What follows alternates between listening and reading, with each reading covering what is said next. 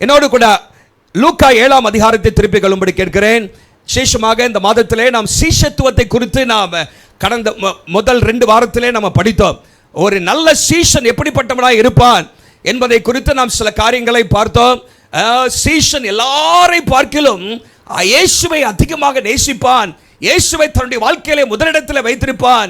He will love Jesus supremely என்கிற காரியத்தை நம்ம பார்த்தோம். இரண்டாவதாக அவன் இயேசுவின் பாதத்திலே அமர்ந்து கற்றுக்கொள்ளுவான்.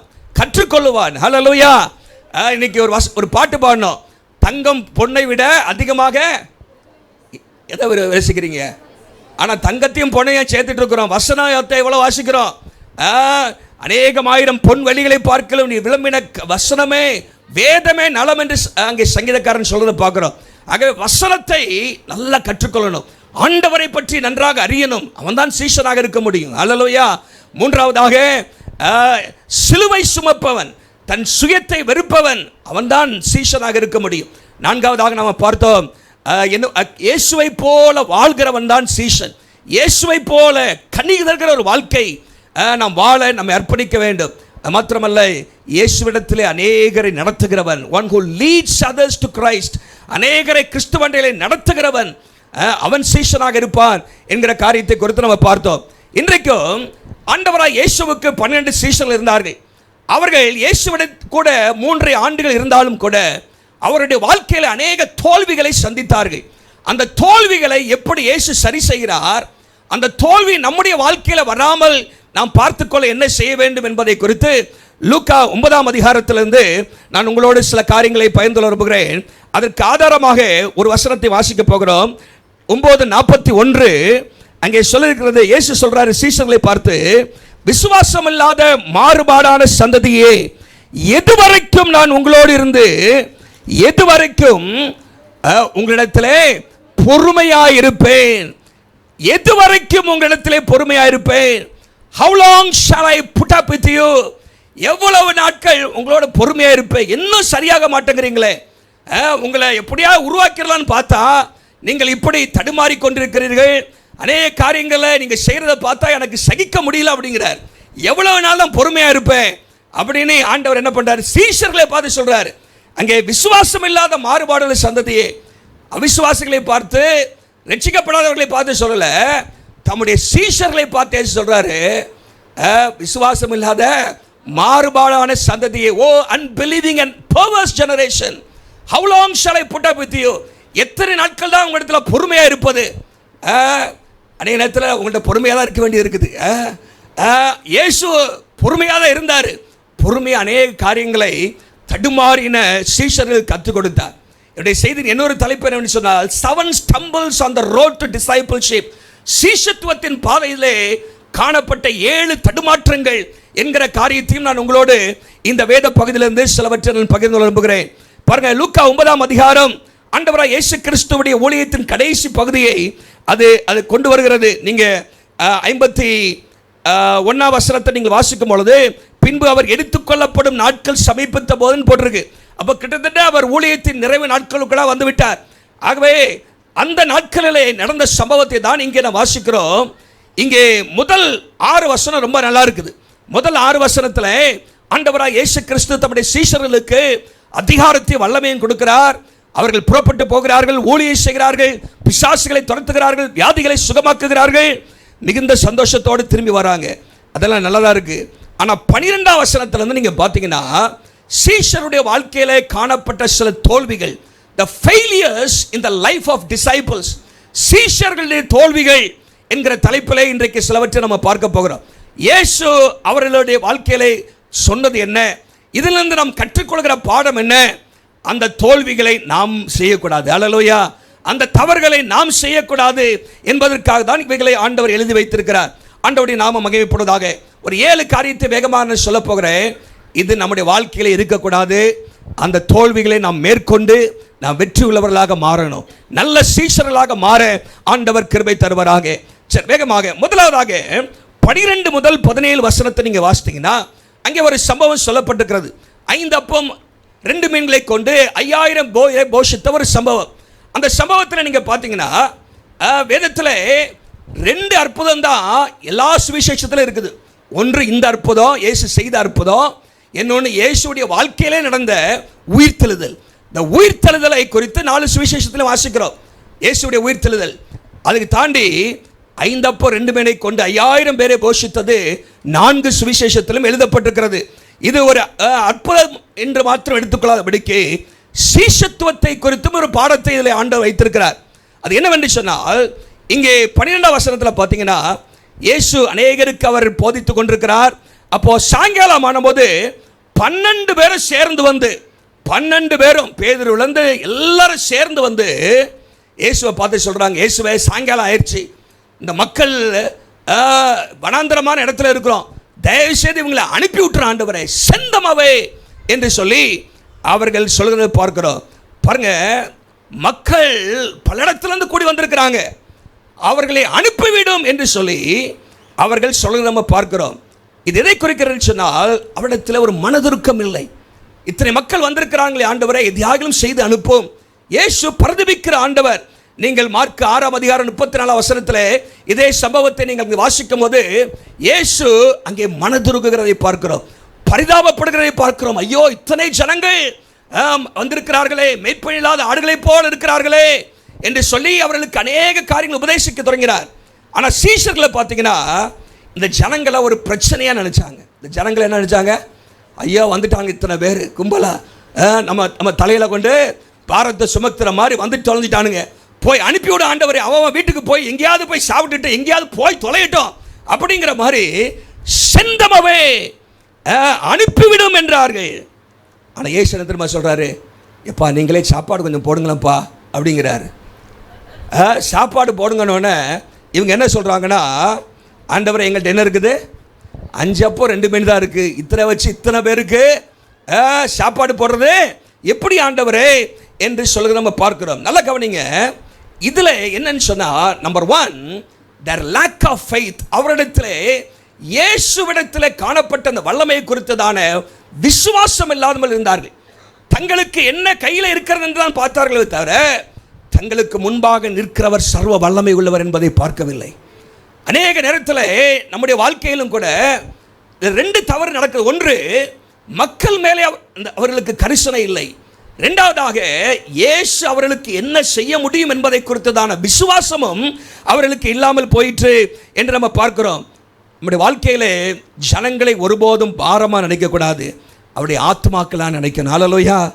When we see people as burdens instead of souls, we fail. ஆத்மாக்கள் அவர்கள் தொய்ந்து போன ஆத்மாக்கள், அவர்கள் மேல் மனதுருக்க நமக்கு வரணுமே தவிர அவங்கள பாரமாக நினைக்கக்கூடாது. ஹல்லேலூயா. ஒரு உண்மையான சீஷன் மக்களை பார்க்கும்போது அவர்களுக்குள்ளாக ஒரு விசேஷ ஆத்மா இருக்கிறது. இந்த ஆத்மா எப்படி ஆகிலும் போஷிக்கப்படணும், இந்த ஆத்மாவுக்கு ஆண்டவர் அற்புதம் செய்யணும், இந்த ஆத்மாவுடைய வாழ்க்கையில் ஒரு ஆண்டவர் கிரியை செய்யணும் என்கிற ஏக்கம் நமக்கு வாழ்க்கையில் எப்பவுமே இருக்கணும். ஹல்லேலூயா. அது மாத்திரமல்ல, இங்கே ஆண்டவர் இந்த சம்பவத்தில் சொல்லிக் கொடுக்குற ஒன்று, நம்முடைய வாழ்க்கையில் நம்முடைய கையில் என்ன இருக்கிறது என்பதை காட்டிலும் நம்மோடு யார் இருக்கிறார் என்பதை அறிந்து கொள்ள வேண்டும். Faith does not ask what do I have. விசுவாசம் என்கிட்ட என்ன இருக்குதுன்னு கேட்காது. விசுவாசம் சொல்லும், என் கூட யார் இருக்கிறாருன்னு சொல்லும். ஹல்லேலூயா. Who do I have, not what do I have. என்கிட்ட என்ன இருக்கிறது என்பதல்ல, என்கிட்ட யார் இருக்கிறா.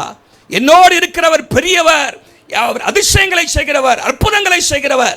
ஏற்கனவே சீஷர்கள் பல அற்புதங்களை பார்த்திருக்கிறார்கள். ஆண்டவராக இயேசு கிறிஸ்து 8ஆம் அதிகாரத்திலே அநேக அற்புதங்களை செய்தார்.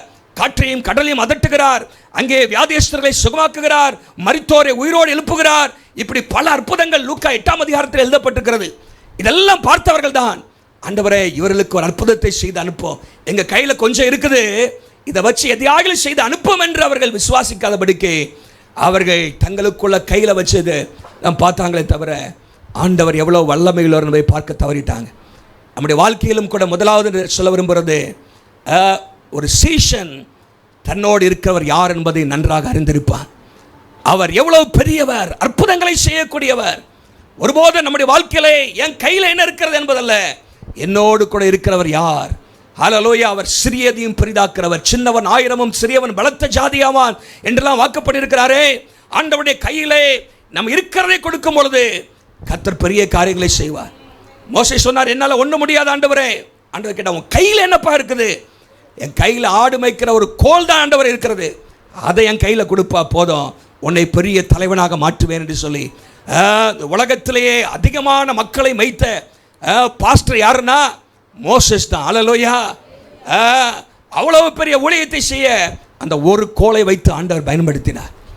கர்த்தர் நம்மை கொண்டு பெரிய காரியங்களை செய்ய முடியும். நம்முடைய ஆண்டவர் யார் என்பதை நாம் விசுவாசிக்க வேண்டும். இந்த விசுவாசத்திலே தொய்ந்து போய்விடக்கூடாது. விசுவாசத்தில் இன்னும் வளர்கிறவன் தான் அவன் நல்ல ஒரு சீசனாக காணப்பட முடியும். நேரம் கம்மியாக இருக்கப்படினாலே அடுத்த குறிப்புகள் நான் சொல்ல விரும்புகிறேன். ஆகவே நம்முடைய கையில் உள்ளதை ஆண்டவரை கொடுத்து, ஆண்டவரே இதை ஆசீர்வதித்து என்னை பயன்படுத்துங்க, இதை பெருக செய்யுங்க, ஒரு அற்புதத்தை செய்யுங்க, எனக்குள்ளதையும் என்னையும் உங்களுடைய கரத்திலே தருகிறேன், ஆண்டவரே நீர் என்னை கொண்டு மகிமையானவைகளை செய்யுங்க என்று சொல்லி பாருங்க. கர்த்தர் உங்களை கொண்டு பெரிய காரியங்களை ஆண்டவர் செய்வார். அல்லேலூயா.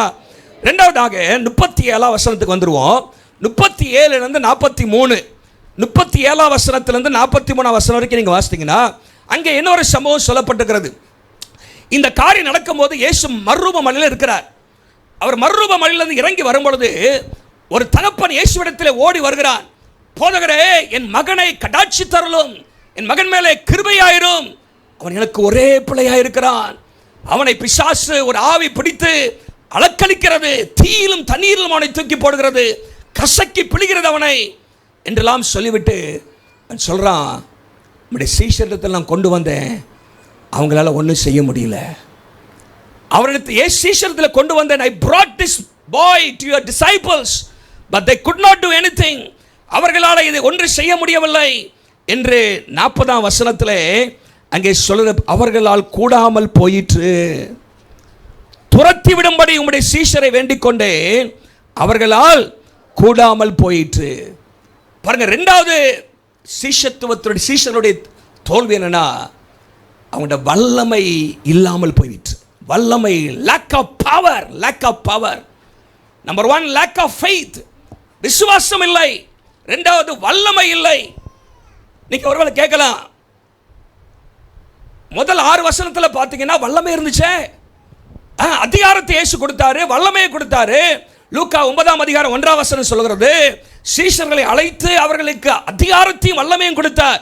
அநேக பிசாசுகள் ஓடிட்டு உண்மைதான், ஆனால் இங்கே வரும்பொழுது அந்த வல்லமை அவர்கள் இழந்து போனவர்களாக இருக்கிறார்கள். ஒரு பையனை அவர்களால் சுகமாக்க முடியவில்லை. இன்னைக்கு பார்த்தீங்கன்னா ஒரு பக்கம் இன்னைக்கு சபையினுடைய நிலைமை அப்படிதான் இருக்கிறது. ஜனங்கள் ஆண்டவரை தேடி வருகிறார்கள், தம்முடைய இயேசுவை பின்பற்றுகிற ஜனங்களை தேடி வருகிறார்கள், ஆனால் நம்மளால் ஒன்றும் செய்ய முடியாத ஒரு சூழ்நிலை இருக்கிறோம். அங்கே கூடாமல் போயிற்று என்று நாம் வாசிக்கிறோம். நல்லா கவனிங்க, இதுக்கு இயேசு என்ன கற்றுத்தருகிறாருன்னு பாருங்க. இந்த சீஷர்கள்ட்ட இதில் ஒரு நல்ல ப்ளஸ் பாயிண்ட் என்னன்னாங்க, அவங்க இயேசுகிட்ட போய் கேட்டாங்க. அது இங்கே எழுதப்படலை, மத்தேயுவில் எழுதப்பட்டிருக்கு. மத்தேயு 17 அதிகாரம் 19 21 வரைக்கும் வாசித்தீங்கன்னா, மத்தேயு 17 19 இயேசுகிட்ட எல்லாம் போனவுடனே இயேசு அங்கே சுகம்லாம் ஆக்கிடுறாரு, அந்த பையனை கொண்டுட்டு அப்பா போயிடுறாரு. அப்போ தனியாக போய் இயேசுகிட்ட கேட்குறாங்க, அதை துரத்தி விட எங்களால் ஏன் ஏசப்பா எங்களால் அதை செய்ய முடியல? என்னைக்கே நம்ம போய் ஆண்டவர்கிட்ட கேட்டிருக்கோமா, ஆண்டவரை ஏன் என்கிட்ட வல்லமை இல்லை, ஏன் என்னால் அநேகருக்கு ஆசீர்வாதத்தை கொடுக்க முடியல, இதை துரத்தி விட எங்களால் ஏன் கூடாமல் போயிற்று, why couldn't we drive it out என்று கேட்கிறார்கள். அதுக்காக கர்த்தருக்கு ஸ்தோத்திரம். ஹல்லேலூயா. இயேசு 3 ரீசன் சொல்றார், 3 காரியம் உங்கள்கிட்ட இல்லைங்கிறார். இது இருந்துச்சுன்னா நீங்க செய்திருக்கலாம். இந்த 3 உங்க காலில் இருக்கணும். ஒன்று என்ன சொல்றாருன்னா, அங்கே 17:20 சொல்றாரு, உங்கள் அவிசுவாசத்தினால் தான். அகைன் திரும்பியுமா அந்த விசுவாசத்தை கொண்டு வரார். அவிசுவாசம் உங்கள்கிட்ட இருந்துச்சு அப்படின்னு சொல்லிட்டு, கடுகு விலை விசுவாசம் இருந்தால் மலைகளை பார்த்து போனால் போவோம், உங்கள்கிட்ட விசுவாசம் இல்லை. ரெண்டாவது சொல்றாரு 21 வசனத்தில், மத்தேயு 17:21, மார்க் 9:29, இந்த 2 வசனத்தில் இங்கே அதே சம்பவத்தை வாசிக்கும் போது இங்கே போட்டிருக்கு, இந்த ஜாதி பிசாசு, ஜாதி பிசாசுனா அந்த நம்ம ஊரில் இருக்கிற ஜாதி இல்லை, இந்த வகை பிசாசு. என்னது?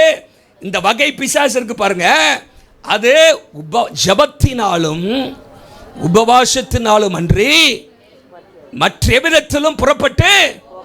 நல்லா கவனிங்க, இந்த சீஷர்கள் ஒரு நேரத்தில் பிசாசு துரத்தின உண்மைதான். ஆனால் அன்னைக்கு அவர்கள் கர்த்தரை சார்ந்திருந்தார்கள், கர்த்தரை தேடினார்கள்.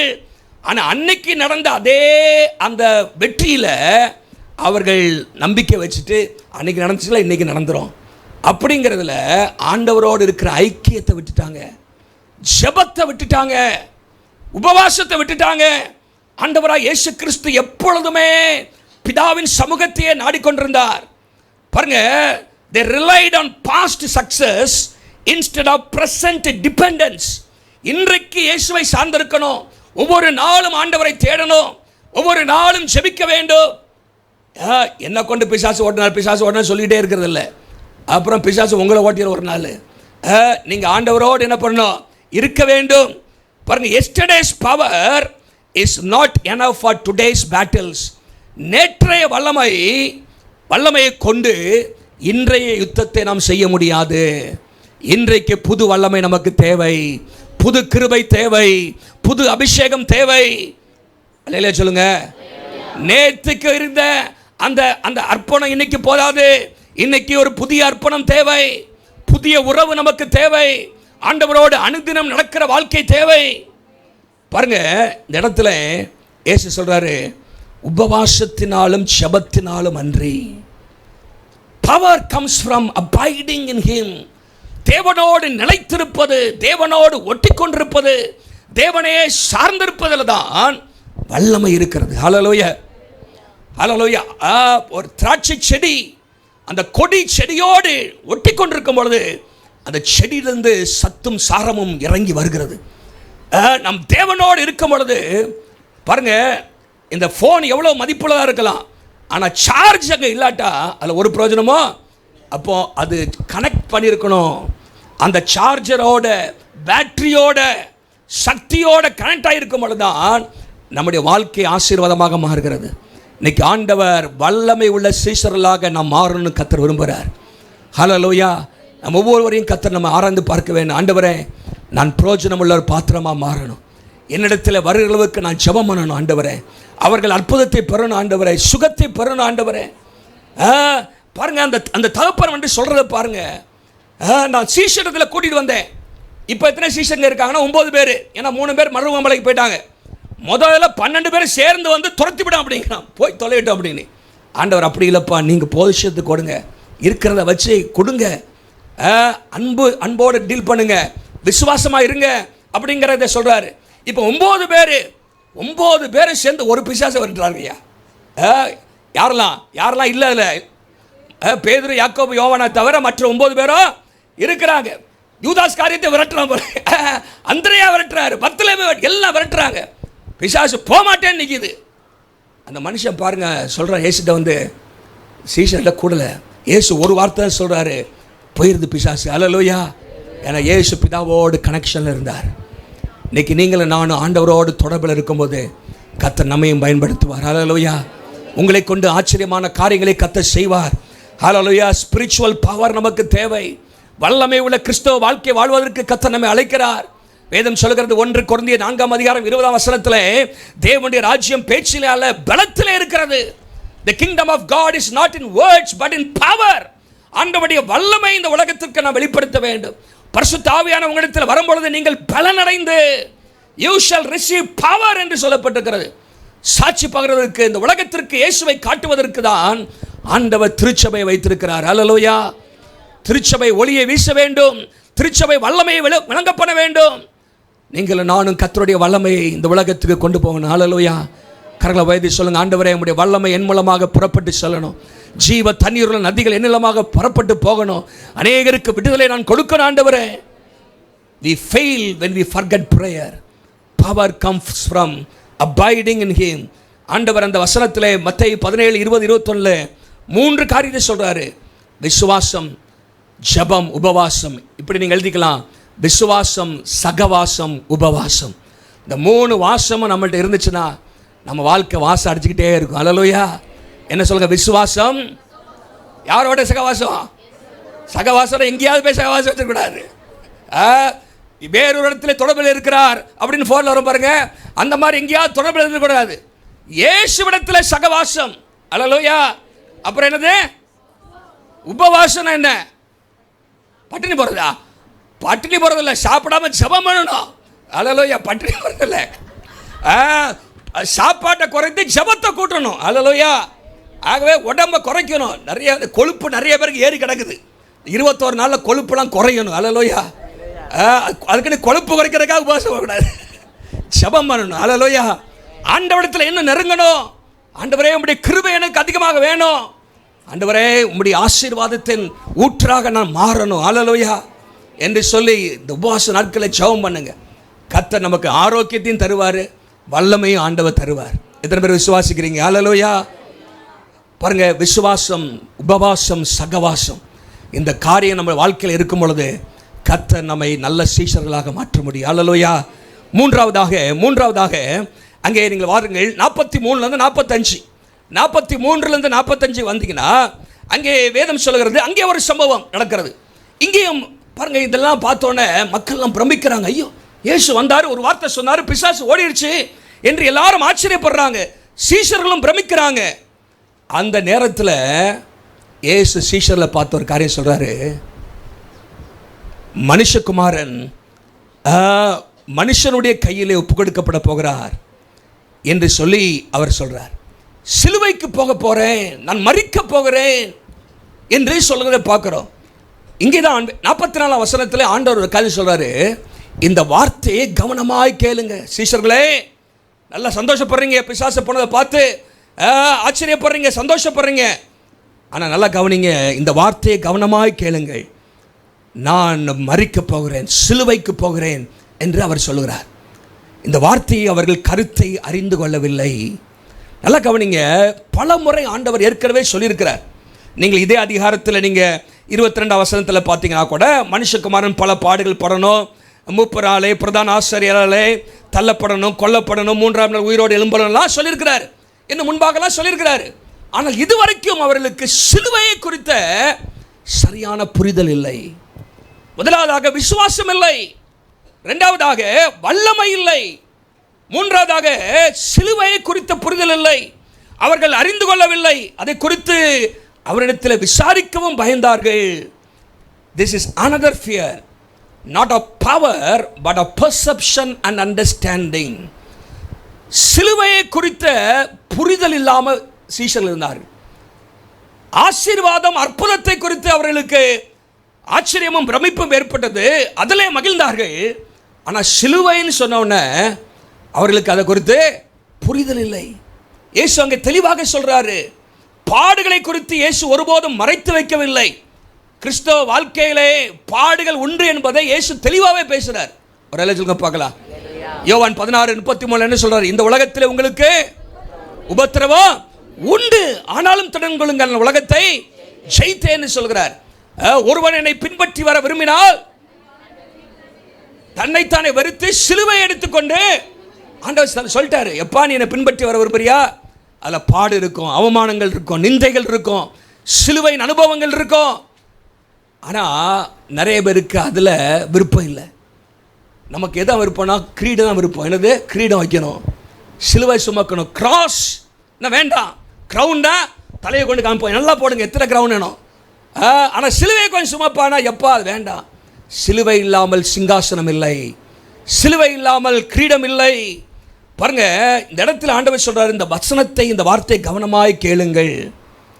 இயேசு சீஷர்களை பாடுகள் பட வேண்டும், சுவிசேஷத்து நிமித்தமாக நிந்தைகளையும் அவமானங்களையும் ஏற்றுக்கொள்ள வேண்டும் என்பதற்கு அவர்களை ஆயத்தப்படுத்துகிறதை நம்ம பார்க்கிறோம். Christian life involves listening carefully to Christ's word even when it speaks of suffering and sacrifice. பாருங்க, ஆண்டவருடைய வார்த்தையை கவனமாய் கேட்கணுமா? எல்லாம் சொல்லுங்க, கவனமாய் கேட்கணும். பயப்படாதே அப்படிங்கிற வார்த்தை மட்டும் கவனமா கேட்கக்கூடாது. திடன்கொள், தைரியமாயிரு, ஆசீர்வாதம் வருது, வாழாக்காமல் தலையாக்காமல், வாழாக்காமல் தலையாக்குவார், கீழாக்காமல். அப்போ நம்ம காது கொடுத்து கேட்குறோம். நிந்தைகள் வரும், அவமானங்கள் வரும், இயேசுவுக்காக நிற்பியா அப்படின்னா காதை என்ன பண்ணிக்கிறோம்? போடிக்கிறோம். அங்கே சொல்லப்பட்டிருக்கிறது, இந்த வார்த்தையை கவனமாய் கேளுங்க. Even when Christ speaks about sufferings and sacrifice, we need to listen carefully.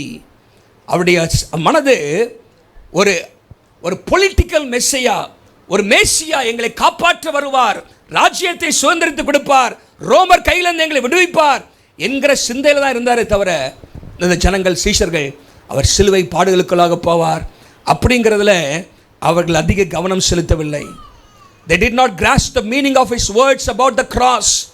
45 வசனத்தில் வாசிக்கிறோம், ஆசீர்வாதத்தை குறித்து சந்தோஷப்பட்டார்கள், ஆனால் சிலுவையை குறித்து அவர்கள் கவனம் செலுத்தவில்லை.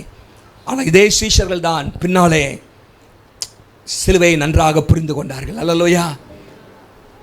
இயேசுவுடைய உயிர்த்தெழுதலுக்கு பிற்பாடு, பரிசுத்த ஆவியானவர் வந்து இறங்கின பிற்பாடு அவருடைய கண்கள் திறக்கப்பட்டது. அவர்கள் சிலுவையிலே மரித்த இயேசுவை பிரசங்கித்தார்கள், பாடுகளை சந்தோஷமாக ஏற்றுக்கொண்டார்கள், அவமானங்கள் நிந்தைகளை கிறிஸ்துவுக்காக சந்தோஷமாக ஏற்றுக்கொண்டார்கள், சிலுவையை குறித்து பிரசங்கித்தார்கள் என்று நாம் அப்போஸ்தலர் நடபடிகளிலும் அங்கே வாசிக்கிறோம். நல்லா கவனிங்க. ஆனால் இங்கே அந்த புரிதல் இல்லை. இன்றைக்கி அநேக கிறிஸ்தவர்கள் கூட ஆசீர்வாதம், ஐஸ்வர்யம், நன்மை கர்த்தர் தருகிறார். தம்முடைய பிள்ளைகளை ஆண்டவர் ஒருபோதும் என்ன பண்ண மாட்டார், கைவிட மாட்டார். நீதிமான் ஒருபோதும் அப்பத்துக்கு இறந்து திரிகிறதில்லை என்று சொல்லி வேதம் சொல்கிறது. ஆண்டவர் உங்களை கையேந்த விட மாட்டார். உங்களுடைய தேவைகளை அறிந்து உங்களை போஷிக்கிற கர்த்தர் அவர். வேதம் சொல்றது, கவலைப்படாதிருங்கள் என்று இயேசு மறுபடியும் மலைப்பிரசங்கத்தில் சொல்றாரு. ஆகாயத்து பறவைகளை போஷிக்கிற ஆண்டவர் உங்களை போஷிக்க மாட்டாரா, உங்களை உடுத்து வைக்க மாட்டாரா என்று ஆண்டவராக இயேசு சொன்னவர். அதே ஆண்டவர் சொல்றாரு, சிலுவையை சுமக்கணும், பாடுகளை சகிக்கணும், எனக்காக அவமான நிந்தைகளை சகிக்க எத்தனை பேர் ஆயத்தம் என்று ஆண்டவர் கேட்கும்போது நிறைய பேருக்கு அதை ஏற்றுக்கொள்ள விருப்பம் இல்லை. சிலுவையை குறித்த புரிதல் இல்லை. இன்னைக்கு நீங்களும் நானும் இந்த கிறிஸ்தவ வாழ்க்கையில பாடுகளோடு கூட இருக்கிற சந்தோஷத்தை நான் ஏற்றுக்கொள்ளணும். அல்லேலூயா. அந்த சந்தோஷம், உபத்திரவத்திலையும் சந்தோஷமாக இருக்கேன், உபத்திரவத்திலையும் நான் மேன்மை பாராட்டுகிறேன், பலவீனங்களை மேன்மை பாராட்டுகிறேன் என்று பவுல் சொல்ல நம்ம பார்க்கிறோம். இந்த சிலுவை நம்முடைய வாழ்க்கையின் மேன்மையாக இருக்கணும். ஒரு சொல்லுங்க பார்க்கலாம். பவுல் என்ன சொல்றார் கலாத்தியர் 6:14, சிலுவையை குறித்து அல்லாமல் வேறு ஒன்றை குறித்து நான் மேன்மை பாராட்டுதான் இருப்பாங்க.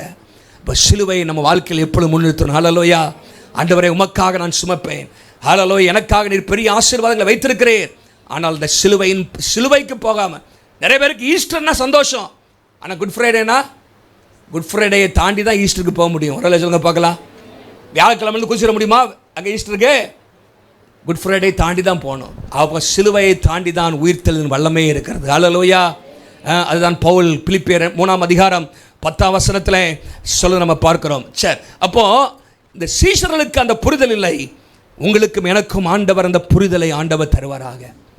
நல்ல சீஷர்களாக மாறுவோம். 4வதாக அடுத்த பகுதி நீங்கள் வந்தீங்கன்னா, இப்போ 46 48, 46 48 பாருங்கள். தொடர்ந்து வரிசையாக இயேசு சீஷர்களோடு டீல் பண்ணிட்டே இருக்கிறார். அடுத்தது பார்த்தீங்கன்னா, இப்போ இயேசு வந்து பாருங்கள், சிலுவையை பற்றி பேசுகிறாரு, மரிக்க போகிறது, உயிர்த்ததில் பற்றி தான் பேசுகிறார். இவங்களுக்குள்ள என்னென்னா, யார் பெரியவன், யார் பெரியவன் என்று வாக்குவாதம் உண்டாயிடுச்சான். பாருங்க, சீசனுக்கு என்ன வாக்குவாதம் வந்துச்சு? எவன் பெரியவனாக இருப்பான்? 12 பேரில் யார் ஃபர்ஸ்ட்டு?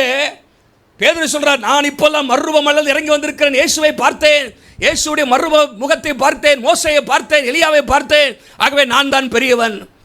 பக்கத்தில் யோவான் சொல்ற, நான் தான் கூட இருந்தேன். பக்கத்தில் யூதாஸ் காரியத்தை வரான், பணப்பையே என் கையில் தான் இருக்கியா, நான் வந்து ரிலீஸ் பண்ணிட்டு சாப்பிட கூட உங்களால் முடியாது, ஆகவே யார் பெரியாது அப்படின்னு யார் சொல்கிறா?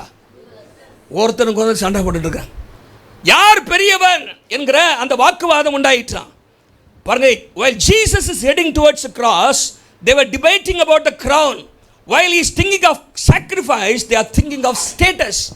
அவர்கள் இயேசு அங்கே சிலுவை குறித்து பேசிக் கொண்டிருக்கிறார், இவர்களுக்கு அந்தஸ்து பதவியை குறித்து பேசிட்டு இருக்காங்க. ஹல்லேலூயா. யார் முதன்மையானவன்?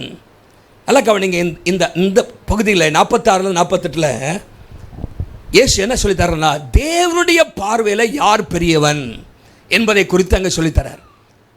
What kind of greatness does God value?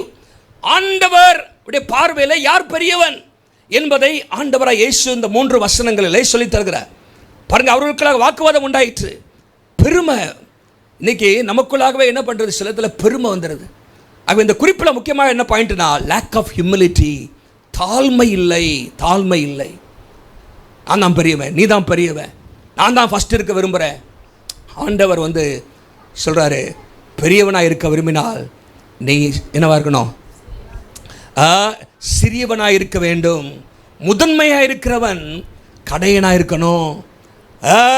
பணிவிடை தலைவனாக இருக்க விரும்புகிறவன் பணிவிடை செய்யணும் என்கிற காரியத்தை இயேசு அங்கே வலியுறுத்துகிறதை நம்ம பார்க்குறோம். இந்த இடத்துல ஆண்டவர் ஒரு சின்ன பிள்ளையை கொண்டு வரார். அவங்களுடைய சிந்தையை இயேசு அறிந்து, அவங்களுக்குள்ள வாக்குவாதம் உண்டாக்குறது இயேசு அறிந்து ஒரு பிள்ளையை எடுத்து அது தமது அருகே நிறுத்தி, ஏன் ஒரு சிறு பிள்ளை எடுத்தாருன்னு சொன்னால், அந்த கலாச்சாரத்தில் இந்த கல்ச்சர், அந்த கலாச்சாரத்தில் பிள்ளைகளுக்கு அந்தஸ்து கிடையாது, எந்த அதிகாரமும் கிடையாது. Children had no status, no rank, no authority. அவங்களுக்கு எதுவுமே கிடையாது. அந்த பிள்ளையை கொண்டு வந்து முன்னாடி வச்சுட்டு ஆண்டவர் சொல்கிறாரு, இந்த பிள்ளைய போல நீங்கள் மாறினாதான் நீங்கள் பெரியவனாக இருக்க முடியும். Jesus redefined greatness here. என்ன சொல்கிறாருன்னா, தாழ்மை என்னது? மிகவும் தாழ்த்துகிற ஒரு அனுபவம், சிறியவனாக எண்ணுகிற ஒரு அனுபவம் நமக்கு இருக்க வேண்டும். இயேசு சொல்கிறாரு, என் நாமத்து நிமித்தம் என் சிறு பிள்ளையை போல என்னை ஏற்றுக்கொள்கிறவன் என்னை ஏற்றுக்கொள்கிறான், என்னை அனுப்பினவரை ஏற்றுக்கொள்கிறான். உங்கள் எல்லாருக்குள்ளும் எவன் சிறியவனாக இருக்கிறானோ அவனே பெரியவனாக இருப்பான். பாருங்க, இந்த தாழ்மை நமக்கு அவசியம். ஹல்லேலூயா. இங்கே சீஷர்கள் என்ன காணப்படலைன்னா தாழ்மை இல்லை. ஆகவே உங்களுக்குள்ளாக எனக்குள்ளாகவும் தாழ்மை இருக்கணும். ஹல்லேலூயா. இன்றைக்கி திருச்சபைக்குள்ளாக போட்டிகள், பொறாமைகள், யார் சர்ச்சு பெரிய சர்ச்சு, யார் பெரிய பிரசங்கியார், யார் பெரிய ஒர்ஷிப் லீடரு, யார் இந்த சபையில் பெரிய ஆள், அப்படி இல்லை. யார் பணிவிடை செய்கிறார்களோ அவர்கள் தான் கர்த்தருடைய பார்வையிலே பெரியவர்கள். யார் தங்களை தாழ்த்துகிறார்களோ அவர்கள் தான் தேவனுடைய பார்வையிலே பெரியவர்களாக இருக்கிறார்கள். True greatness is not in position but in humility and service. தாழ்த்துகிறதிலும் பணிவிடை செய்கிறதிலும் தான் அங்கே என்ன இருக்கிறது? மேன்மையும் முதன்மையும் இருக்கிறது. ஹல்லேலூயா. ஆண்டவருடைய பார்வையில் இயேசு சீஷருடைய கால்களை கழுவினார் என்று பார்க்கிறோம். பாருங்க, ஒரு எப்படியாவது சொல்கிறாரு, true greatness is not measured by crown on our heads but by the towel in our hands.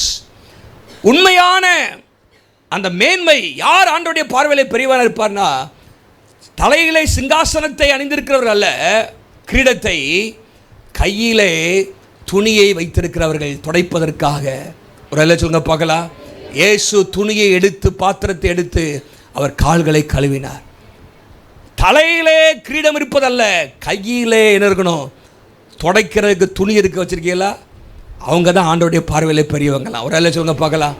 பணிவிடை செய்கிறவர்கள். இன்னைக்கு நாம் எதற்காக ஊழியை செய்கிறோம்? மற்றவருடைய பார்வைக்காக ஊழியை செய்கிறோமா? மாத்திரமல்ல, சமுதாயத்தில் எளிமையானவர்களை நாம் எப்படி நடத்துகிறோம்? how we treat the least. ஏழைகளை, எளியவர்களை நாம் எப்படி நடத்துகிறோம் என்பதிலே நம்மகிட்ட இருக்கிற தாழ்மை வெளிப்படும். ஹல்லேலூயா.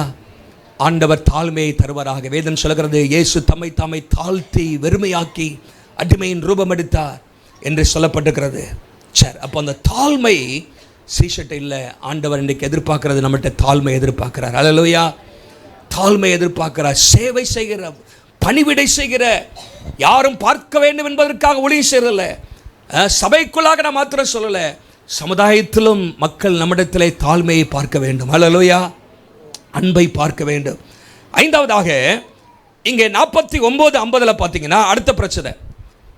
49:50 இங்கே பார்த்தீங்கன்னா யோவான் அவரை நோக்கி சொல்கிற ஒரு ஆள் தனியாக வந்து, ஐயரே, ஒருவன் உம்முடைய நாமத்தினாலே பிசாசுகளை துரத்துகிறதை கண்டு அவன் எங்களுடனே கூட உம்மை பின்பற்றாதபடியால் அவனை பாருங்க. அடுத்த என்ன சொல்றாரு? தடுக்கிற ஊழியம் பண்றாரு. ஹல்லேலூயா. தடுத்தோம். ஒருத்தன் பிசாசு துரத்துறான், அவனை போய் துரத்தாத. இவங்களுக்கு துரத்த முடியல, துரத்துறாலே நம்ம முடியல, துரத்தாத அப்படின்னு சொல்லி தடுத்தாங்களாம். உடனே இயேசு சொல்றாரு, தடுக்க வேண்டாம். ஒரு லட்சங்க பார்க்கலாம். நமக்கு விரோதியாக இராதவன் நமது பட்சத்தில் இருக்கிறான். நல்லா கவனிங்க, இந்த 2 வசனம் தான். ஆனால் இதில் என்ன இருக்குன்னா, நம்முடைய வாழ்க்கையில் ஒரு பெருந்தன்மை இருக்க வேண்டும். பெருந்தன்மைகளை, broad mindedness, lack of tolerance and broad mindedness. சகிப்புத்தன்மை இல்லை. இன்னொருத்தன் பிசாசு துரத்துறான், இவங்க நினச்சிட்டானுங்க இந்த பிசாசு துரத்துறது, வியாதியை சுகமாக்குறது இவங்களுக்கே குத்தகை விடப்பட்டது போல நாங்கள் தான் என்ன செய்யணும், வேறு ஒருத்தர் என்ன கூடாது, எங்களுக்கு தான் அந்த காரியம். ஆண்டவர் சொல்கிறாரு, தடுக்காத. நேரோ ஸ்பிரிட் எக்ஸ்போஸ்ட் ஹியர். இங்கே பாருங்க, இந்த யோவான் நினைத்தாரு அவங்க அந்த 12 பேர் மாத்திரம்தான், அவங்க இயேசுவோடு கூட இருக்கிறவங்க மாத்திரம்தான், இல்லாட்டா அந்த 12 பேர் இயேசுவோடு கூட இல்லை, அந்த 12 பேர் அவங்களுக்கு மாத்திரம்தான் இயேசுவின் நாமத்தை பயன்படுத்தக்கூடிய அந்த உரிமை இருக்குது. வேற எவனோ இயேசுவின் நாமத்தை என்னது பயன்படுத்தக்கூடாது, பிசாசு ஓட்டக்கூடாதுன்னு அது அவங்களுக்குன்னு ஒரு காப்பிரைட் வச்ச மாதிரி ஒருத்தனை செய்யக்கூடாது அப்படின்னு நினச்சிட்டு இருந்தாங்க. இந்த யோவான் தான் பிற்காலத்தில் அன்பின் அப்போஸ்தலனாக மாறுறாரு. ஒரு அல்ல சொல்லுங்க பார்க்கலாம். அதுக்காக கர்த்தருக்கு ஸ்தோத்திரம். ஆனால் இங்கே என்ன இல்லை, அந்த பெருந்தன்மை இல்லை. நல்லா கவனிங்க, கிறிஸ்தவ வாழ்க்கையில் ஒரு பெருந்தன்மை அவசியம். we need to have a broad mind. என் குடும்பம், என் சபை, என்னுடைய இது அப்படின்னு கிடையாது. இன்னைக்கு நிறைய நேரத்தில் விசுவாசிகள் அந்த அந்த கண்ணியில் மாட்டிக்கிறாங்க. ஆண்டவர் எங்கள் மூலமாக தான் கிரியை செய்வார், எங்கள் சபை மூலமாக தான் கிரியை செய்வார், எங்களுடைய ஸ்தாபனத்தின் மூலமாக தான் செய்வார் அப்படிங்கிற எண்ணம் ஒருபோதும் இருக்கக்கூடாது. இயேசுவின் நாமத்தை உயர்த்துகிற எல்லாரோடும் நம்ம கை கொடுக்கணும். ஹல்லேலூயா. அவர்களுக்காக ஜெபிக்கணும், அவர்களை பாராட்ட வேண்டும். நமக்கு ஒரு பிராட் கிங்டம் பெர்ஸ்பெக்டிவ் தேவை. தேவ ராஜ்யம் ஒரு தனி நபரை பார்க்கலும், ஒரு குறிப்பிட்ட சபையை பார்க்கலும், ஒரு குறிப்பிட்ட ஸ்தாபனத்தை பார்க்கலும் தேவ ராஜ்யம் பெருசு. ஹல்லேலூயா. ஒரு தனி சபையை கொண்டு ஆண்டவர் தேசத்தை சந்திக்க முடியாது. ஒரு தனி நபரை கொண்டு ஆண்டவர் பெரிய எழுப்புதலை கொண்டு வந்துட முடியாது. ஆண்டவர் சபை இன்னும் அநேகர் சேர்ந்தாதான் இந்த தேசம் ரட்சிக்கப்பட முடியும். ஹல்லேலூயா. பாருங்க, நம்முடைய வாழ்க்கையில் the true test is not who is with us. நம்ம கூட யார் இருக்கார் என்பதில், இயேசுவோடு கூட யார் இருக்கிறாங்களோ அவங்க எல்லாரையும் நம்ம உற்சாகப்படுத்தணும். ஹல்லேலூயா. ஆண்டவர் அங்கே காம்படிஷனாக பார்க்கல, எப்படியாகிலும் என்னுடைய நாமத்தை பயன்படுத்தி ஊழியம் நடக்கட்டும்னு விரும்புகிறார். ஹல்லேலூயா. ஒரு பெருந்தன்மையோடு ஆண்டவராக இயேசு இருக்கிறார். செக்டேரியனிசம், பிரிவினைகள், நேரோ மைண்டட்னஸ், குறுகிய மனப்பான்மை, ஜெலசி, பொறாமை, இது ஒருபோதும் கிறிஸ்தவ வாழ்க்கையில் இருக்கக்கூடாது. சொல்லுங்க, என்னெல்லாம் இருக்கக்கூடாது? குறுகிய மனப்பான்மை இருக்கக்கூடாது, பொறாமை இருக்கக்கூடாது, பிரிவினைகள் இருக்கக்கூடாது. ஹல்லேலூயா. பிரிவினைவாதம் சபைக்குள்ளே இருக்கக்கூடாது, பிரிவினைவாதம் குடும்பத்தில் இருக்கக்கூடாது. நீங்கள் நியாயாதிபதிகள் 5ஆம் அதிகாரத்தில் ஒரு வசனம் இருக்கு, ரூபனின் பிரிவினைகளால் அப்படின்னு இருக்கு. ரூபனின் பிரிவினைகளால் உண்டான இருதயத்தின் நினைவுகள் அதிகம்.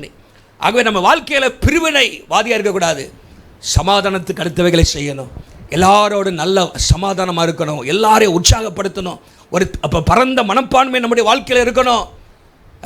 நம்முடைய ஒரு பல நாட்களுமாக ஒரு கொட்டேஷன் வாசித்தேன். அது என்ன பட்டுச்சுன்னா, நம்முடைய வேலை வர வரைக்கும் ஆண்டவர் நமக்குன்னு ஒரு வேலை வச்சுருப்பார், நம்மையும் பயன்படுத்துவார், நமக்கு ஆசீர்வாதம் தருவார். அது வரைக்கும் மற்றவர்கள் ஆசீர்வதிக்கப்படுறாங்க, மற்றவர்களை கர்த்தர் பயன்படுத்துகிறாங்கன்னா கை தட்டிக்கிட்டே இருக்கணும். ஹல்லேலூயா. கை தட்டிக்கிட்டே இருக்கணும். அப்போ தான் உங்களுக்கு வேலை வரும்போது மற்றவன் உங்களுக்காக கை தட்டுவான், இல்லாட்டி உங்கள் மேலே கண்ணை வச்சுருவான். அப்போ என்ன செய்யணும்? மற்றவர்களை பாராட்டிக்கிட்டே இருக்கணும். ஹல்லேலூயா. மற்றவர்கள் ஆண்டவர்களை பயன்படுத்தப்படும் போது, மற்றவர்கள் ஆசீர்வதிக்கப்படும் போது, மற்றவர்களை கர்த்தர் உயர்த்தும் பொழுது, ஆண்டவரே அவர்களை ஆசீர்வதித்ததுக்காக நன்றி, அவர்களை உயர்த்திருக்கிறீர் உமக்கு நன்றி, அவர்களை பயன்படுத்துகிறீர் உமக்கு நன்றி அப்படின்னு சொல்ல தெரிஞ்சிருக்கணும். அதுதான் நல்ல சீசன். ஹல்லேலூயா. ஐயோ உயர்ந்துட்டானேப்பா, நேற்று தான் வந்தான் இன்னைக்கு அப்படிங்கிற எண்ணமே வரக்கூடாது. ஹல்லேலூயா. நம்ம வாழ்க்கையில் இயேசுவின் பிள்ளைகள் உலகம் முழுசும் இருக்கிறாங்க. நம்ம வாழ்க்கையில் பொறாமை வரக்கூடாது, ஐக்கியத்தை நாட வேண்டும். ஹல்லேலூயா. எல்லா சபைகளோடும் நமக்கு ஐக்கியம் இருக்க வேண்டும். ஹல்லேலூயா.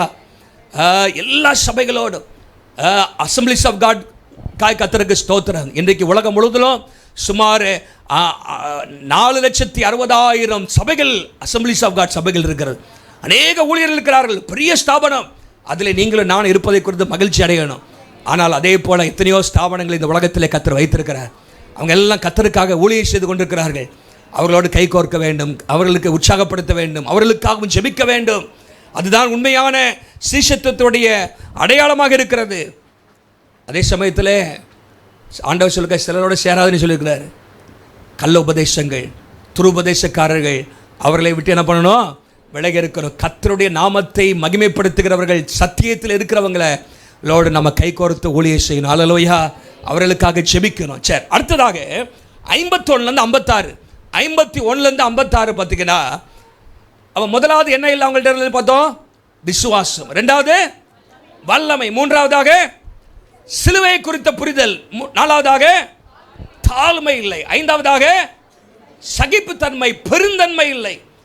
ஆறாவதாக இப்போ பாருங்க, 2 பேர் இப்போ யாக்கோபும் யோவானும். இப்போ இயேசு என்ன பண்ணுறாரு? இப்போ இயேசு அவர் எருசலேமுக்கு நேராக புறப்பட்டு போகிறார். தமக்கு முன்பாக தூதர்களை அனுப்பினார். அவர்கள் போய் அவருக்கு இடத்தை ஆயத்தம் பண்ணி சமாரியருடைய ஒரு கிராமத்தில் பிரவேசித்தார்கள். அவர் எருசலேமுக்கு போக நோக்கமாக இருந்தபடியால் அவ்வூரார் அவரை ஏற்றுக்கொள்ளவில்லை. ஏன்னா எருசலேமில் இருக்கிற மக்களுடைய எண்ணங்கள் வேறு. அவர்கள் அங்கே மவுண்ட் கெரசீம் அப்படிங்கிற ஒரு மலை இருந்துச்சு. அதான் புனித ஸ்தலம், அங்கதான் கர்த்தரை ஆராதிக்க வேண்டும் என்றெல்லாம் நினைத்துக் கொண்டிருந்தார்கள். ஆனால் இயேசு எங்கே போகிறார்? அவர் எருசலேமுக்கு போகிறார். எருசலேமுக்கு போய் அங்கே ஊழியத்தை செய்ய மரிப்பதற்காக அவர் செல்கிறார். இந்த சமாரியர்களுக்கும் யூதர்களுக்கும் பல நாட்களாக என்ன இருந்துச்சு? அங்கே வெறுப்பு எல்லாம் இருந்துச்சு. ஆகவே அவர்கள் என்ன செய்யலை? ஏற்றுக்கொள்ளவில்லையா? சீஷர், அதாவது யூதர்களை அவர்கள் வெறுத்தார்கள். 54 வசனத்தில் சீஷர்கள் 2 பேர், யார்? யோவானோ யாக்கோபு. அவங்களுக்கு இன்னொரு பேர் என்ன? இடி முழக்கத்தினது, சன்ஸ் ஆஃப் தண்டர், பௌர்னகேஸ் என்று போட்டிருக்கு. அவங்க சொல்றாங்க பாருங்க, ஆண்டவரே இந்த எலியா செய்தது போல வானத்திலிருந்து அக்கினியை இறக்கி இந்த மக்களை அழிச்சு படட்டும் ஆண்டவரே. என்னது? ஆண்டவரே ஒரு பெர்மிஷன் மட்டும் கொடுங்க. எலியா சொல்றது உங்களை ஏற்றுக்கொள்ள மாட்டேங்கிறாங்க. என்ன பண்ணுறோம்? நாங்கள் ஒரு அக்கினி இறக்கி இந்த சமாரியா பட்டணத்தை என்ன பண்ணிடுறோம்? அழிச்சு போடுறோம். அது உமக்கு சித்தமானு கேட்குறாங்க. ஆண்டவருக்கு எப்படியா சித்தமாக இருக்கு அழிக்கிறது? ஆண்டவர் அழிக்க வந்தார். அல்லேலூயா. பாருங்கள், தடுக்கிற ஊழியம் அழிக்கிற ஊழியெல்லாம் பண்ணிட்டு இருந்திருக்காங்க. ஆனால் இயேசு என்ன பண்ணுறாரு? எப்பா தடுக்காத, அழிக்காத யாரையும். என்ன செய்ய ஆண்டவர் சொல்கிறார் பாருங்க. அவர் திரும்பி பார்த்து, இந்த சமாரியார்கள் இயேசுவை ஏற்றுக்கொள்ளவில்லை, சமாரிய மக்கள் இயேசுவுக்கு விரோதமாக செயல்பட்டார்கள். ஆனால் இயேசு யாரை திட்டுறாருன்னா சமாரியர்கள் அல்ல, சீஷர்களை திட்டுறார். உங்களுக்குள் என்ன ஆவி உள்ளது என்பதை அறியீர்களா என்று. நீங்கள் என்ன ஆவி உள்ளவர்கள் என்பதை, உங்களுக்குள்ள என்ன ஆவி இருக்கு தெரியுமா? அது இல்லாமல் நீங்கள் என்ன பண்ணுறீங்க? அழிச்சிரவான்னு கேட்குறீங்களே. மனுஷகுமாரன் மனுஷனுடைய ஜீவனை அழிக்கிறதுக்கல்ல.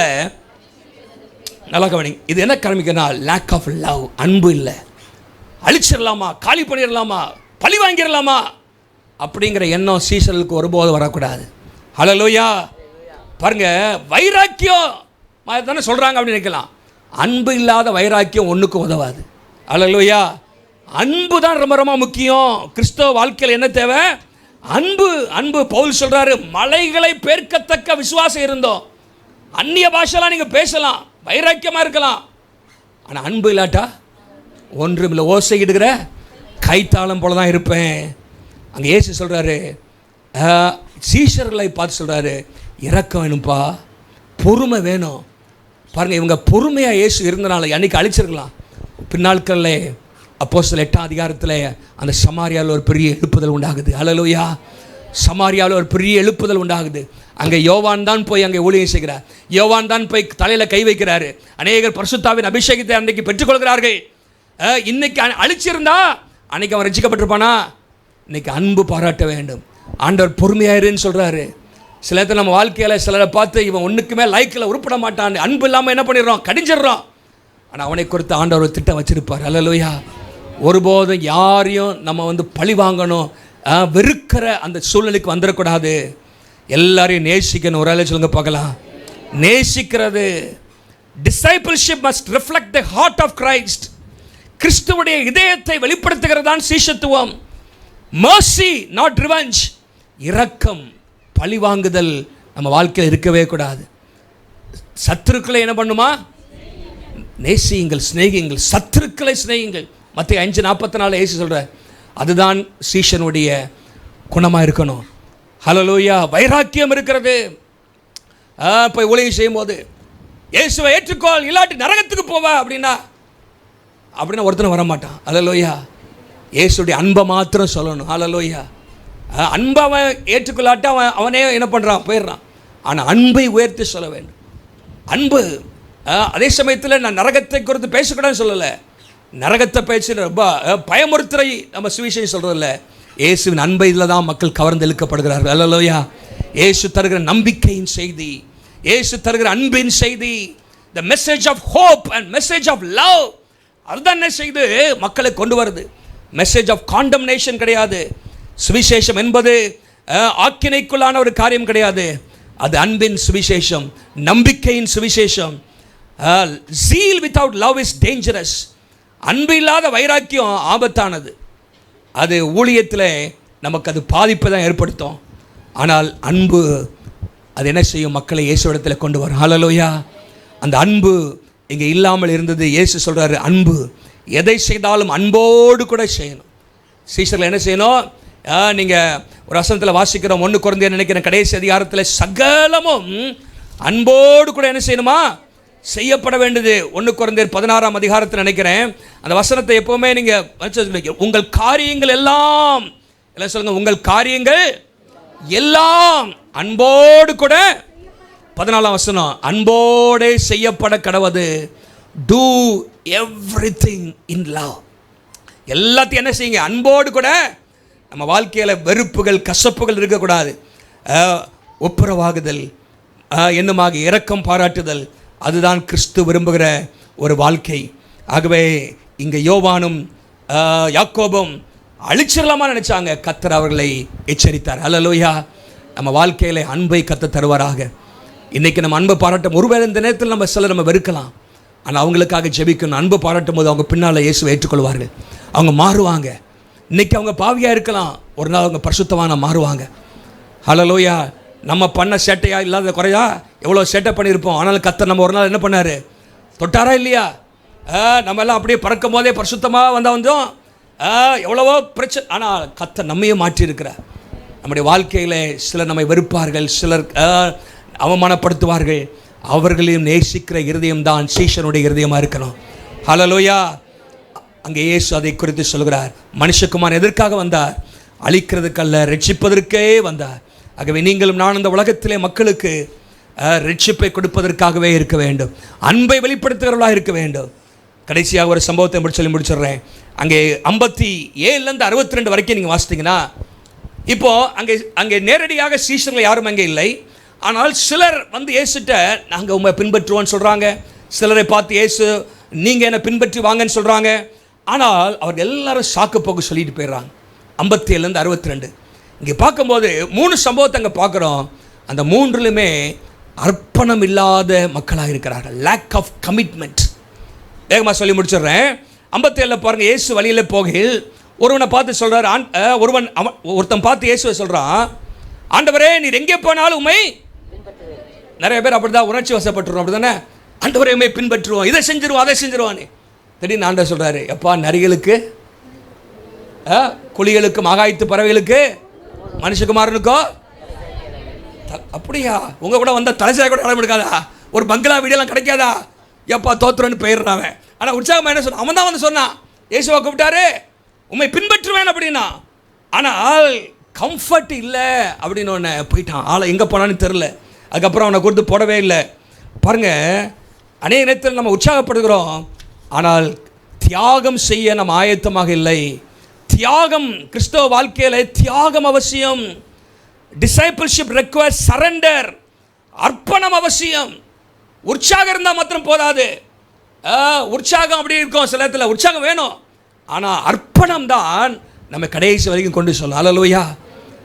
சில உற்சாகப்படுவோம், ஆசீர்வாதம் வரும்போது, பணம் வரும்போது, சுகம் இருக்கும்போது தோத்துறோம் அல்லேலூயா அப்படின்னு இருப்போம். கொஞ்சம் கஷ்டம் வரும்போது அதிலும் கர்த்தாவே உமக்கு நன்றி. பாருங்கள், யோபுவை போல கர்த்தர் கொடுத்தார் கர்த்தர் எடுத்தார். என்னைக்கா சொல்லியிருக்கோமா? கர்த்தர் கொடுத்தார் சோத்திரம் தான் எல்லாம் சொல்கிறோம். கர்த்தர் எடுத்தாரு, அதுக்கு எங்கேயா சோத்திரம்? அதுக்கும் சோத்திரம் தான். அல்லேலூயா. அதில் ஒரு நன்மை தான் இருக்கும். அல்லேலூயா. அப்போது அதுதான் சரண்டர். சரண்டர். அடுத்தது பாருங்கள், ஒருத்தர் சொல்கிறான் வந்து, இப்போ வேறொருவனை அவர் நோக்கி, இப்போ இயேசுவே சொல்கிறார், கூப்பிட்றார், என்னை பின்பற்றி வா என்றார். அதற்கு அவன் சொல்கிறான், ஆண்டவரே முன்பு, இப்போ இயேசு பின்பற்றி வான்னு அவன் சொல்கிறான், முன்பு நான் போய் என் தகப்பனை. ஏன் அப்படி சொல்கிறான்? இப்போ இயேசு சொல்கிறாரு, மரித்தோரை நீ போய் தேவனுடைய ராஜ்யத்தை குறித்து பின்பற்றி வான்னு சொன்னோன்னா வரணும். நீனு நீ என்ன சொல்கிற, ஒரு சாக்கு போக்கு சொல்கிற, போய் அப்பாவை அடக்கம் பண்ணிட்டு வரேங்கிற.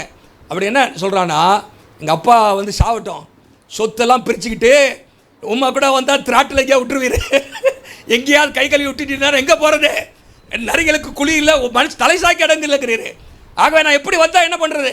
எங்கள் அப்பா என்ன பண்ணுறோம், அப்பா சாவலைன்னு ஆக்சுவலாக அப்பா சாவர வரைக்கும் கொஞ்சம் வெயிட் பண்ணிவிட்டு அப்பாவை அடக்கம் பண்ணிக்கிட்டு சொத்தெல்லாம் பாகப்பிரிவெல்லாம் பண்ணிக்கிட்டு கொஞ்சம் பேங்க்கில் பணத்தை போட்டுக்கிட்டு என்ன பண்ணுறேன், உமா பின்பற்றி வரேன் அப்படிங்கிறான். உடனே ஏசு சொல்கிறாரு, மரித்தோர் என்ன பண்ணும் அப்படின்னு. என்ன அர்த்தம்னா, மரித்தோர் எப்படி மரித்தோர் அடக்க முடியும்? ஏசு என்ன சொல்கிறாருன்னா, ஆவிக்குரிய நிலைமையில செத்தவர்கள் சரீரப்பிரகாரமாக செத்தவர்களை அடக்கம் பண்ணட்டும், அவங்க அதை பார்த்துக்கிட்டோம், நீ என்னை பின்பற்றி வா, என்ன குறித்து சொல்லு. இப்போ என்ன ஆண்டவர் சொல்கிறாருன்னா, அர்ப்பணம் தேவை. இப்போ இது நம்ம பொதுவாக எல்லாத்துக்கும் சொல்ல, அதுக்குன்னே நீங்கள் அப்பா அடக்கம் பண்ணக்கூடாது அப்படிலாம் சொல்லலை, நீங்கள்லாம் பண்ணுங்க. இங்கே என்ன சொல்லப்பட்டிருக்குன்னா, முன்னுரிமை என்ன, நம்ம வாழ்க்கையில் சாக்கு போக்கு சொல்லக்கூடாது, ஆண்டவரை பின்பற்றுவதில் உறுதி இருக்க வேண்டும். ஹல்லேலூயா, ஹல்லேலூயா. இங்கே கர்த்தர் என்னை பார்த்துக் கொள்வார், அவர் என்னை அழைத்தார், அவர் கைவிட மாட்டார். அதில் கர்த்தரை நம்பி வருகிறவர்கள் ஒருபோதும் வெட்கப்பட்டு போனதில்லை. எத்தனை பேர் விசுவாசிக்கிறீங்க? இங்கே யாராவது இயேசுவை ஏற்றுக்கொண்டு வெட்கப்பட்டு போயிருக்கீங்களா? பாடுகள் உண்டு, ஆனால் பாடுகளை சகிக்கிற கிருபைகளை ஆண்டவர் தருகிறார், பாடுகளை மேற்கொள்கிற பலனை இயேசு நமக்கு தருகிறார். ஹல்லேலூயா. இயேசு அங்கே புயல் வந்தது இயேசு இந்த படகுல, ஆனால் இயேசு இருந்தபடினால அந்த படகு மூழ்கி போகலை, கரை சேர்ந்துச்சு. ஹல்லேலூயா. ஆனால் இயேசு இல்லாத எத்தனையோ படகு மூழ்கி போச்சு, இயேசு இருந்தால் கரை சேர்ந்துருவீங்க. ஹல்லேலூயா. இங்கே பாருங்க, அடுத்தது பின்பு வேறொருவன் அவரை நோக்கி, ஆண்டவரே, இப்போ அவனே சொல்கிறான், உம்மை பின்பற்றுவேன் சொல்லிட்டு இவனை ஒரு பட்டு போட்டுடுறான். என்னது ஆனாலும் முன்பு நான் போய் வீட்டில் இருக்கிற இடத்துல உற்சாகமாக வந்து சொல்கிறான், ஆண்டவரே உம்மை பின்பற்றுவேன், ஆனாலும் வீட்டில் போய் கொஞ்சம் குட் பாய் பாய் சொல்லிட்டு வந்துடுறேன் அப்படிங்கிறான். அவனுக்கு தெரியும், நீ அங்கே போய் பைன்னு போனால் ஒன்று விட மாட்டான், ஒன்று அவனை பிடிச்சி வீட்டுக்குள்ள வச்சுக்குவாங்க. ஆகவே நீ பைலாம் ஒன்று சொல்ல வேண்டாம், நீ தீர்மானம் எடுத்துட்டல, கலப்பையின் மேலே கையை வச்சுட்டு பின்னிட்டு பார்க்கிற எவனும் தேவனுடைய ராஜ்யத்திற்கு தகுதி உள்ளவன் அல்ல. கலப்பையின் மேலே கையை வச்சுட்டியா, இயேசுவை பின்பற்ற தீர்மானிச்சிட்டிங்களா, பின்னிட்டே பார்க்கக்கூடாது. ஹல்லேலூயா.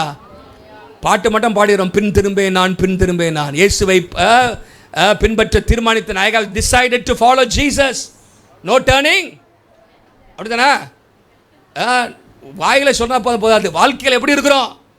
இன்னைக்கு பாருங்க, இந்த இஸ்ரவேல் ஜனங்கள் எகிப்துலேருந்து வந்துட்டான், ராத்திரியாக வந்துட்டான். ஆனால் அவன்கிட்ட இருந்து எகிப்தை எடுத்து போகிறதுக்கு பல வருஷம் ஆச்சு. கிரீதத்தில் என்ன இருந்துச்சு? எகிப்து, ஐயோ அங்கே போகலாமே, அங்கே நல்லா இருந்துச்சு, கொம்மட்டிக்காய், அந்த காய், வெள்ளரிக்காய், அங்கே உபத்திரப்படுத்தினானே, அங்கே அடிமையாக இருந்தியே, அதெல்லாம் நினைவுக்கிறல. நல்லா பிரியாணி இருந்துச்சு, அங்கே நல்லா இருந்துச்சு சாப்பாடு. அப்படி இல்லை, பின்னிட்டு பார்க்கக்கூடாது. ஒரு சொல்லுங்க பார்க்கலாம். கலப்பையின் மேலே கை விட்டு விட்டு பின்னிட்டு பார்க்கிறவன் தேவனுடைய ராஜ்யத்துக்கு தகுதி உள்ளவன் அல்ல. கர்த்தர் நம்ம ரட்சித்திருக்கிறார், அவரை பின்பற்ற நம்ம தீர்மானிச்சிருக்கிறோம். ஒருபோதும் திரும்பி பார்க்கக்கூடாது. ஹல்லேலூயா.